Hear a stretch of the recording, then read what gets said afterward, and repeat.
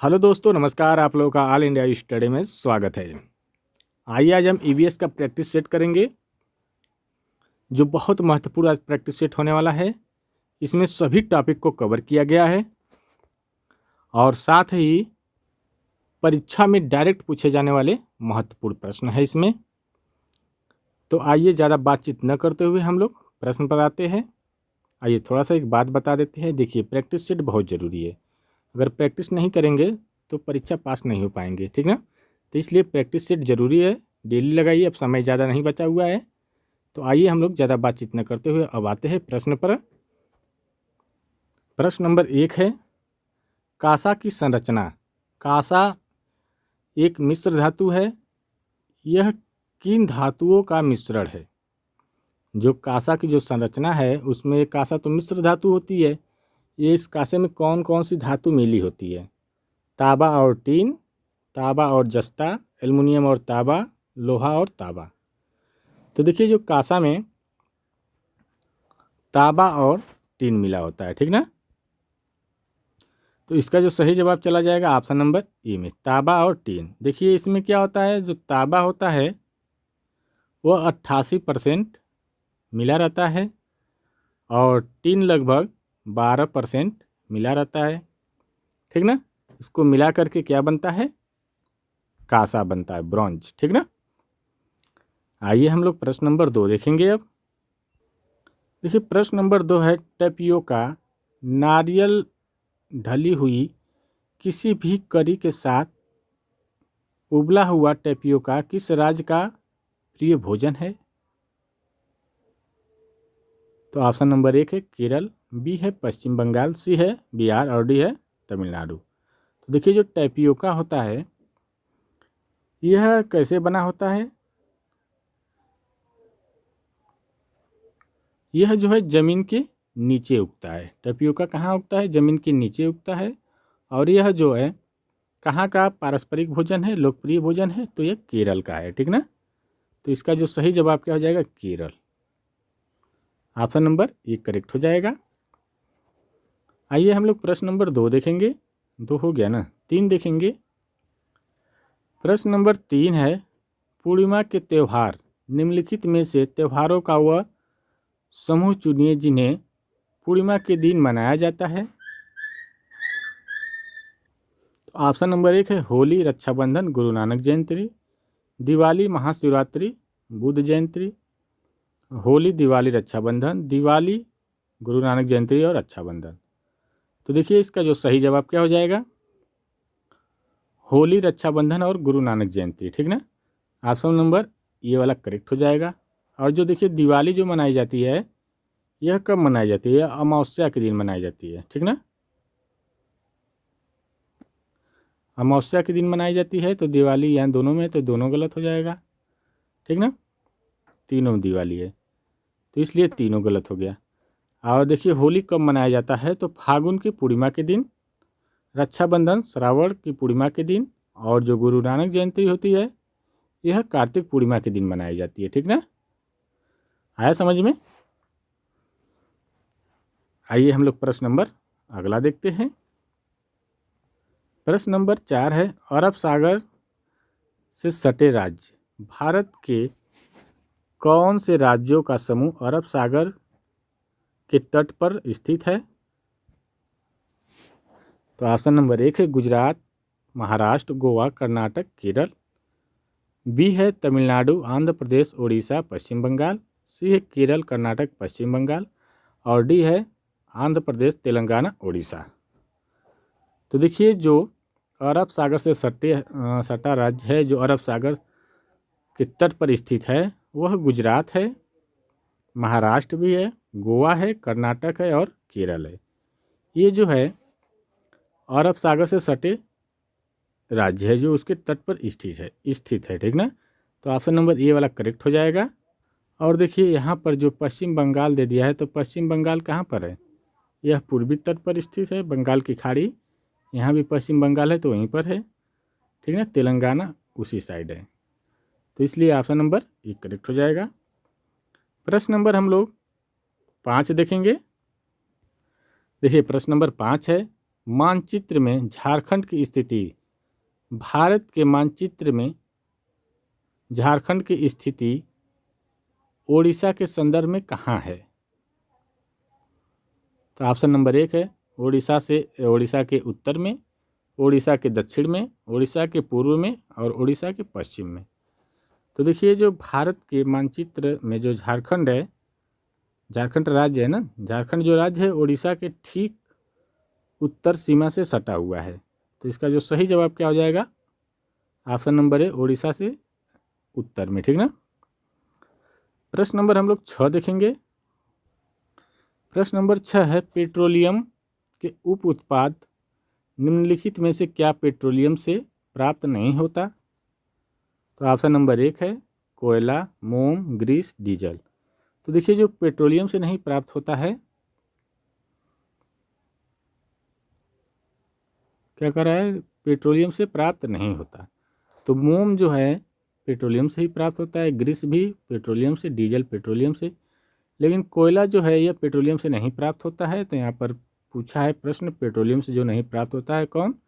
कोयला। तो option number ये करेक्ट हो जाएगा।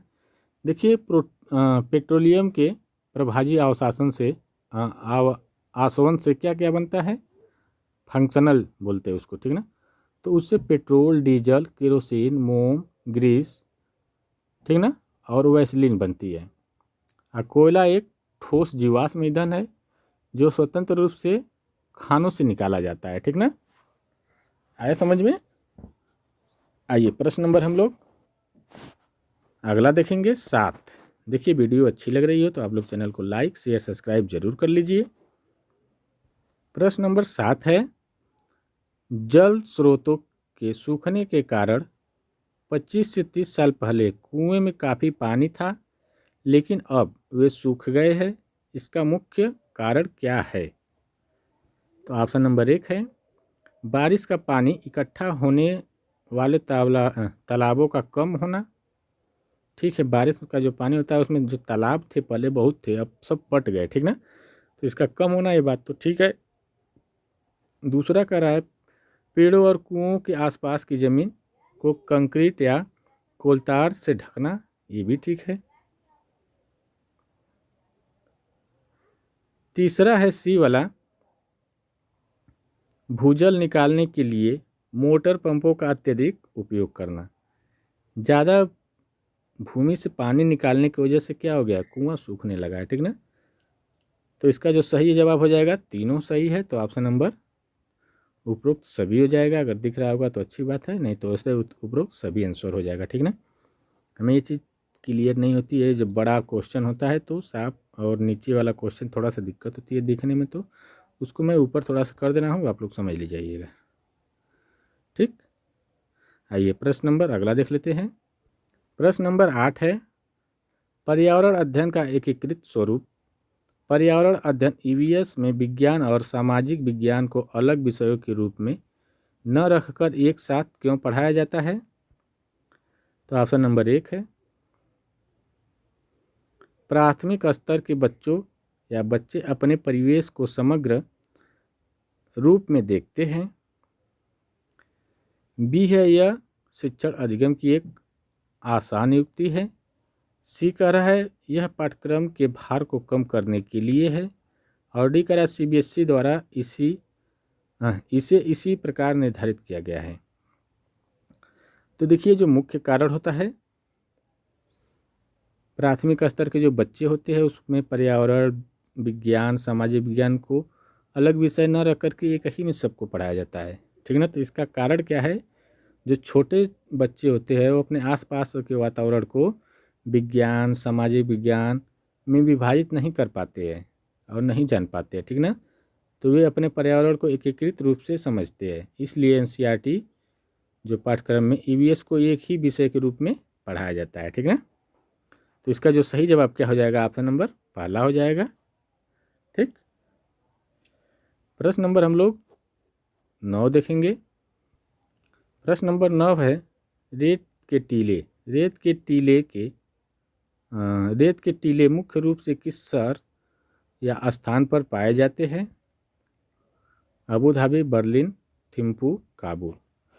तो देखिए जो रेत के टीले होते हैं वह रेगिस्तानी क्षेत्रों में पाए जाते हैं, ठीक ना, जहाँ दूर दूर तक केवल रेत ही दिखाई देती है और हवा के बहाव से रेत के बड़े बड़े टीले बन जाते हैं। रेत का टीला का मतलब होता है बड़े बड़े ऊंचा ऊंचा बन जाता है। हवा जब ज़्यादा बहती है तो ले जा करके हवा रेत को एक ही जगह एकत्रित करने लगती है और बड़े बड़े टीले बन जाते हैं, ठीक ना। तो इसलिए इसका जो सही जवाब हो जाएगा अबू धाबी में, ठीक। तो ऑप्शन नंबर 1 करेक्ट हो जाएगा। प्रश्न नंबर 10 देखेंगे। ईवीएस में थीम आधारित पाठ्यक्रम पर्यावरण अध्ययन में अलग अलग उप विषयों के बजाय थीम को क्यों शामिल किया गया है? तो ऑप्शन नंबर 1 है बच्चों के स्थानीय परिवेश के मुद्दों से जुड़ी हुई और अंतर संबंधित समझ के विकास के लिए।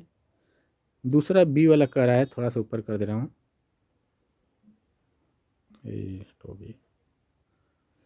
बी वाला है पाठों की संख्या कम करने के लिए। सी कह रहा है अध्यापकों के लिए पढ़ाना आसान बनाने के लिए। और डी कह रहा है बच्चों के ज्ञान को सीमित करने के लिए।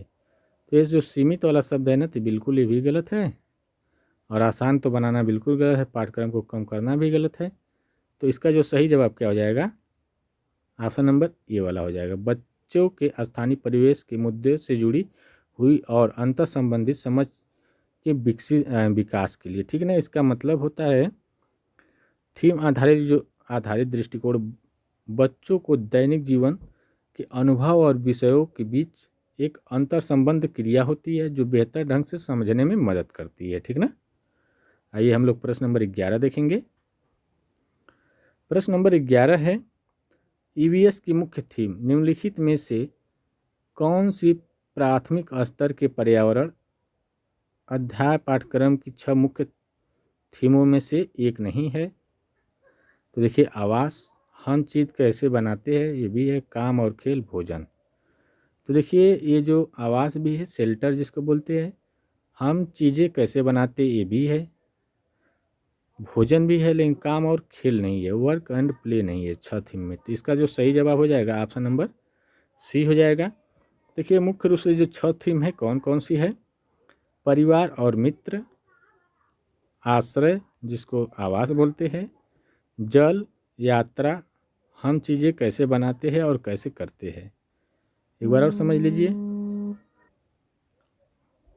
परिवार और मित्र, भोजन, आवास, जल, यात्रा और हम कैसे बनाते हैं और कैसे करते हैं कोई चीज़, ये ठीक ना। आइए प्रश्न नंबर हम लोग अगला देख लेते हैं। प्रश्न नंबर 12 है कक्षा 1 और 2 में ईवीएस का शिक्षण कक्षा 1 और 2 के लिए पर्यावरण अध्ययन विषय के संदर्भ में कौन सा कथन सत्य है? तो देखिए ऑप्शन नंबर 1 है ईवीएस से संबंधित मुद्दों और संबंधों को भाषा और गणित के माध्यम से सिखाया जाता है, तो ठीक है।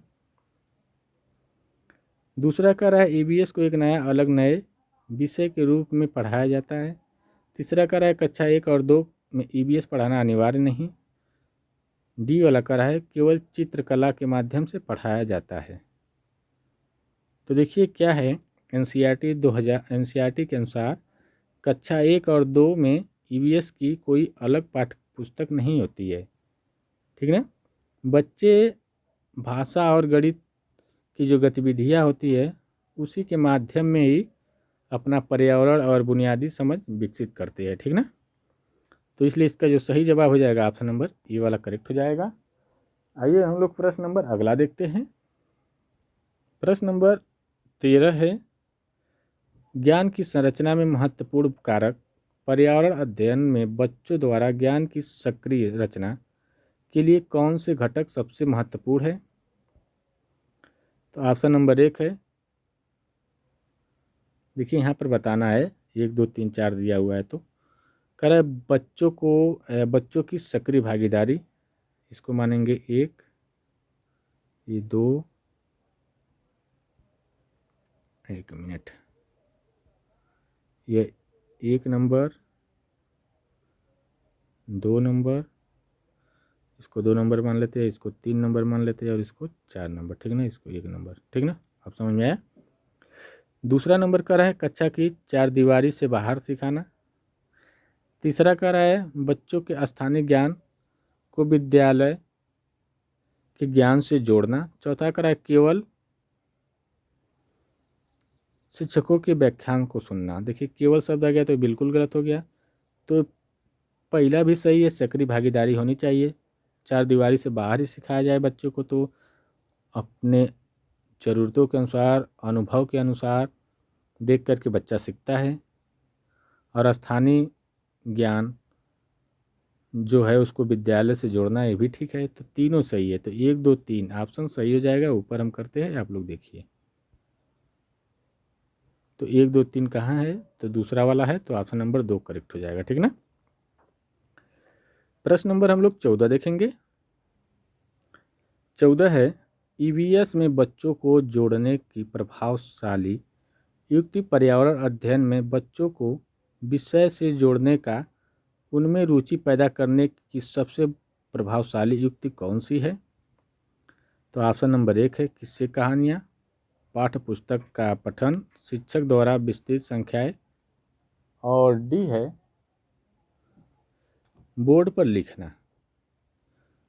तो देखिए जो प्रभावशाली तरीका है जिसमें बच्चा रुचि पैदा करता है, ठीक ना, वह जो है किस्से और कहानियों के माध्यम से। बच्चा किस्सा और कहानियों के माध्यम से रुचि उसमें आती है और वो सीख जाता है, ठीक ना। कहानियाँ जो होती है कल्पनाशीलता को दर्शाती है और संवेदनशीलता को जगाती है, ठीक ना। जिससे क्या होता है कि विषय वस्तु से भावात्मक और व्यवहारिक रूप से बच्चे जुड़ पाते हैं, ठीक। आइए हम लोग प्रश्न नंबर 15 देखेंगे। मज़ा आ रहा है तो आप लोग चैनल को लाइक शेयर सब्सक्राइब जरूर करिए। प्रश्न नंबर 15 है ईवीएस के संबंध में असत्य कथन। पर्यावरण अध्ययन के संबंध में निम्नलिखित में से कौन सा कथन गलत है। कह रहा है कि कौन सा कथन गलत है पर्यावरण अध्ययन के संबंध में, ठीक ना। तो ऑप्शन नंबर 1 है यह बाल केंद्रित अध्ययन है, ये बात तो ठीक है। दू कह रहा है बी वाला, यह बच्चों को अपने परिवेश को खोजने का अवसर देता है, ये भी ठीक है। सी कह रहा है यह परिभाषाओं और अमूर्त वर्णनों पर बल देता है, ये बात बिल्कुल गलत है, अमूर्त और परिभाषा के आधार पर, ठीक ना। और डी है इसकी प्रकृति एकीकृत है। एकीकृत इसलिए होती है जिसमें सामाजिक विज्ञान, विज्ञान और पर्यावरण को एक साथ मिला करके पढ़ाया जाता है, तो इसलिए एकीकृत हो जाती है, ठीक ना। तो इसका नहीं असत्य पूछा है, तो ऑप्शन नंबर जो गलत ऑप्शन पूछा है तो गलत आंसर भी होगा इसका, तो सी वाला करेक्ट हो जाएगा, ठीक ना। प्रश्न नंबर अगला देखेंगे। प्रश्न नंबर 16 है गतिविधियों के संचालन का उद्देश्य। एक शिक्षक गतिविधि कराने के बाद प्रश्न और चर्चा का आयोजन करता है, इसका मुख्य उद्देश्य क्या है। तो यहाँ पर भी वही काम करना है। पहला दिया है बच्चों के प्रक्रिया कौशलों का आकलन करना, इसको 1 मान लो। दूसरा है बच्चों को खोजने और अभिव्यक्ति का अवसर देना, इसको 2 मान लो। तीसरा है बच्चों में उनके सीखने की गति के आधार पर भेदभाव करना, इसको 3 मान लो। सीखने की गति के आधार पर भेदभाव तो एकदम नहीं करना है बच्चों में, भेदभाव करने से निगेटिव प्रभाव पड़ता है बच्चों पर, ठीक ना। तो आकलन करना है तो ठीक है, पहला सही है, दूसरा भी सही है, तो 1 और 2 सही है केवल, ठीक ना। तो आइए देख लेते हैं 1 और 2, पहला वाला ऑप्शन करेक्ट है, ठीक। प्रश्न नंबर हम लोग 17 देखेंगे। प्रश्न नंबर 17 है पाठ्य पुस्तक के अलावा अन्य स्रोतों को प्रोत्साहन। ईवीएस शिक्षण में पाठ्य पुस्तक और शिक्षक के अलावा बाहरी स्रोतों जैसे समुदाय, परिवार, समाचार पत्र की मदद लेने के लिए क्यों प्रोत्साहित करना चाहिए। यहाँ भी वही चीज़ है, 1 2 3 डालना पड़ेगा, तो इसको अभी हम ऊपर कर रहे हैं, ठीक ना। एक बार और क्वेश्चन क्लियर कर लीजिए। कह रहा है ईवीएस शिक्षण में पाठ्य पुस्तक और शिक्षक के अलावा बाहरी स्रोत जैसे समुदाय, परिवार, समाचार पत्र की मदद लेना क्यों आवश्यक होता है, क्यों प्रोत्साहित किया जाता है? तो आइए देखते हैं।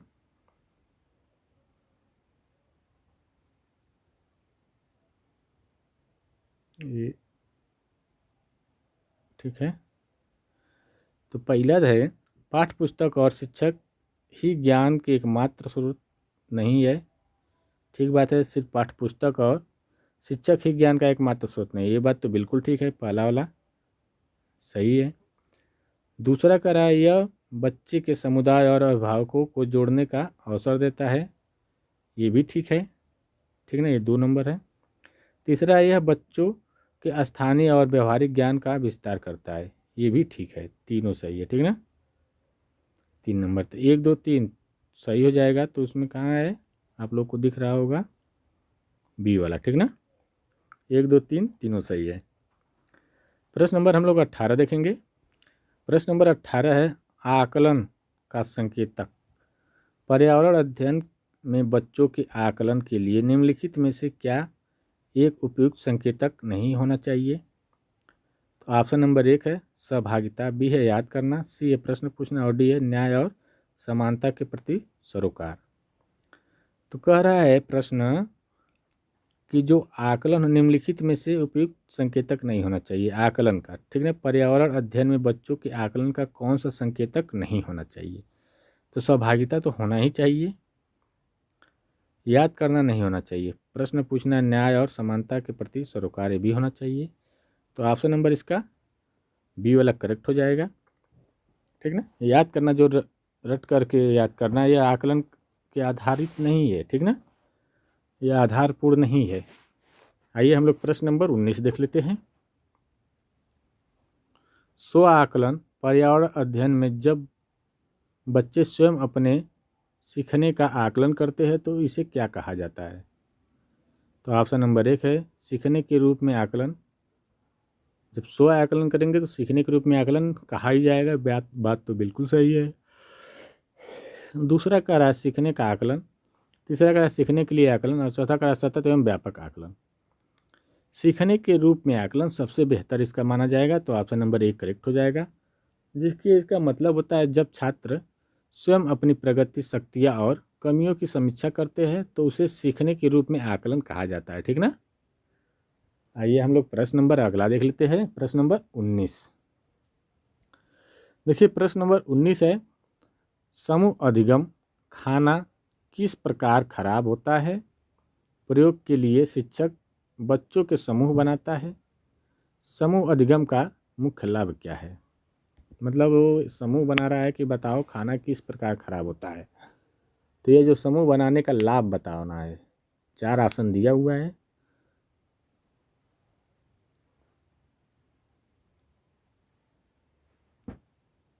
तो आइए देखते हैं, थोड़ा सा ऊपर कर दे रहा हूँ ताकि पूरा प्रश्न दिखाई दे। ऑप्शन कह रहा है, पहला है यह सहपाठी अधिगम और सामाजिक अंतःक्रिया को बढ़ावा देता है, ठीक है। दूसरा कह रहा है केवल अनुशासन, केवल शब्द आ गया तो नेगेटिव। तीसरा कह रहा है शिक्षक का काम आसान कर हो जाता है, ये भी गलत। चौथा कह रहा है प्रतिस्पर्धा, प्रतिस्पर्धा जो है ये निगेटिव है, तो ऑप्शन नंबर ए वाला करेक्ट हो जाएगा, ठीक है ना। यह सहपाठी अधिगम और सामाजिक अंतःक्रिया को बढ़ावा देता है। देखिए, समूह में कार्य करने से बच्चे एक दूसरे से क्या करते हैं, सीखते हैं और विचार विमर्श करते हैं और उन्हें सामाजिक कौशल और सहयोग की भावना विकसित होती है, ठीक ना। आइए प्रश्न नंबर हम लोग 21 देख लेते हैं। प्रश्न नंबर 21, ईवीएस का मुख्य उद्देश्य निम्नलिखित में से कौन सा पर्यावरण अध्ययन का उद्देश्य नहीं है?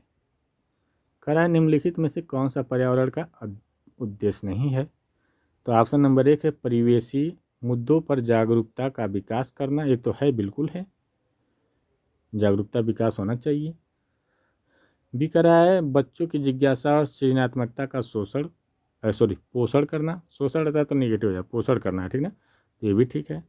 तीसरा कह रहा है बच्चों को पाठ्यपुस्तक की परिभाषाएं याद करने के लिए प्रोत्साहित करना। यहाँ पर याद करने वाला शब्द और परिभाषा निगेटिव है, तो यही वाला नहीं होगा, तो ऑप्शन नंबर सी करेक्ट हो जाएगा। और चौथा है बच्चों को स्वयं अपने हाथों से कार्य करने के अवसर देना, ये भी ठीक है, ठीक ना। प्रश्न नंबर हम लोग देखेंगे 22। देखिए ईवीएस पढ़ने में मज़ा आ रहा है, प्रैक्टिस करने में, तो आप लोग चैनल को लाइक शेयर सब्सक्राइब जरूर करिए।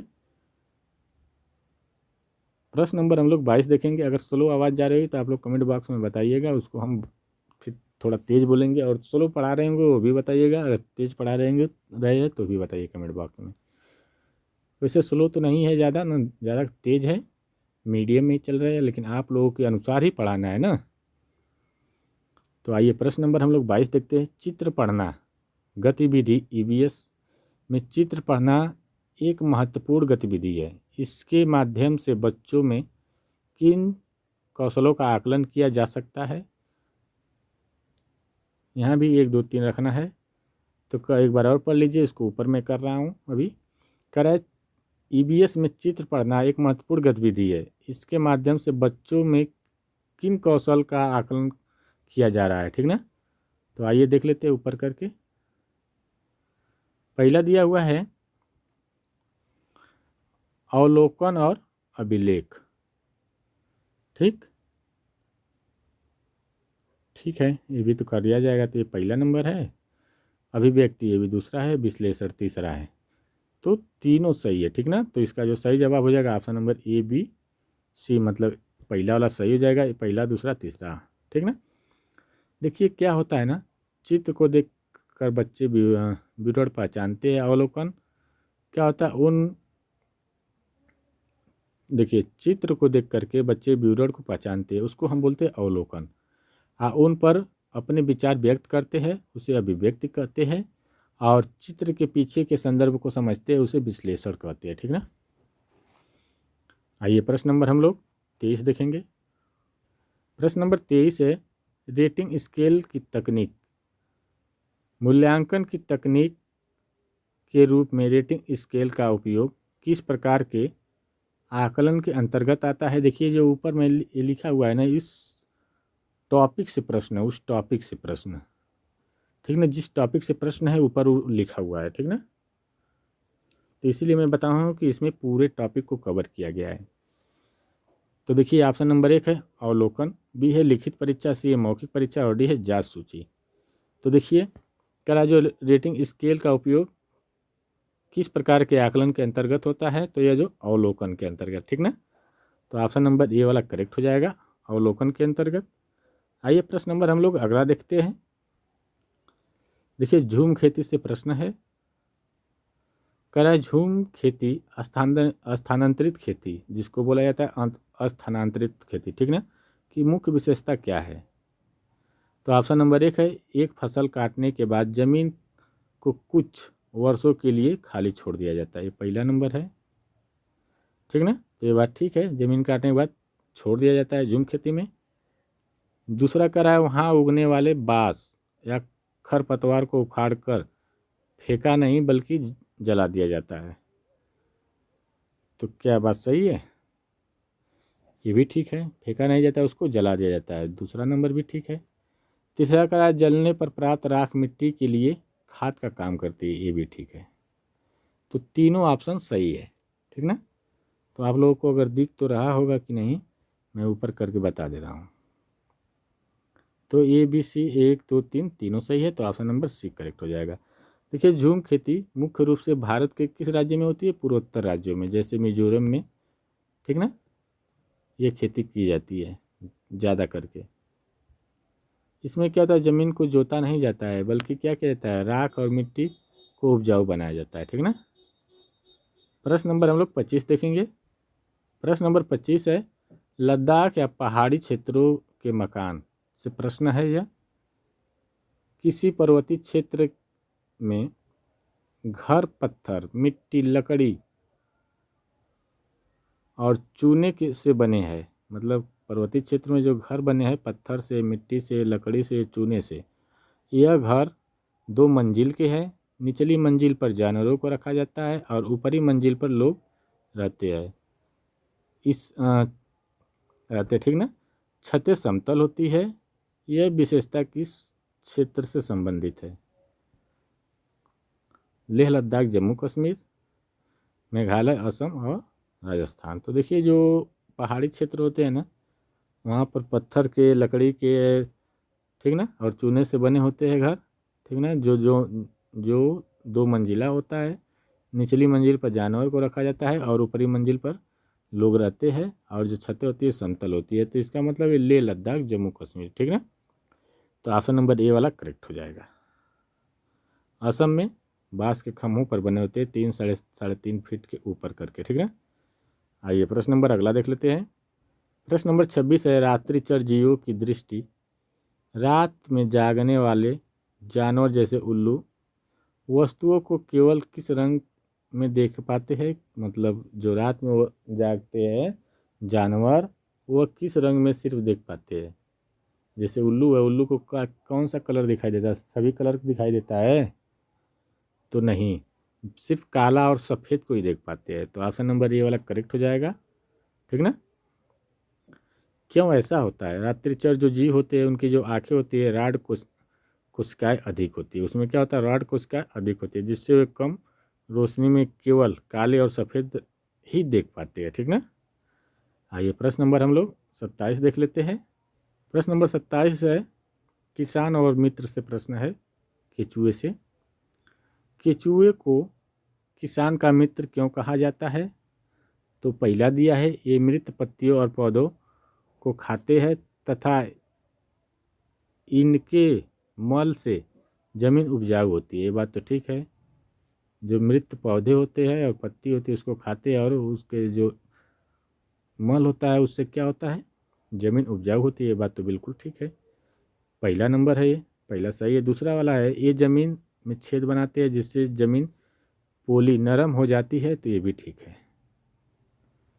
तीसरा है, ये दूसरा नंबर है ना। तीसरा है, इनके बनाए छेदों से जमीन को आसानी से हवा और पानी मिल जाता है। ये भी ठीक है। तो ये 1 2 3 तीनों सही है। तो आप लोग को दिख रहा होगा, तो ऊपर कर देते हैं। तो तीनों सही है, तो सी वाले पर करेक्ट चला जाएगा। तो देखिए टोटल 27 क्वेश्चन जो थे बहुत महत्वपूर्ण थे। सभी टॉपिक से प्रश्न लिया गया था। तो आप लोग समझ सकते हैं किस टाइप का प्रश्न इस समय लिया जा रहा है, जो परीक्षा में सीधे पूछे जाते हैं। अगर वीडियो अच्छी लगी हो तो आप लोग चैनल को लाइक करिएगा, शेयर कर लीजिएगा, और अपने दोस्तों को सब्सक्राइब करने के लिए ज़रूर कर दीजिएगा। मिलते हैं अगले वीडियो में, तब तक के लिए नमस्कार। अब जो क्लास चलेगी बहुत सूटेबल तरीके से चलेगी।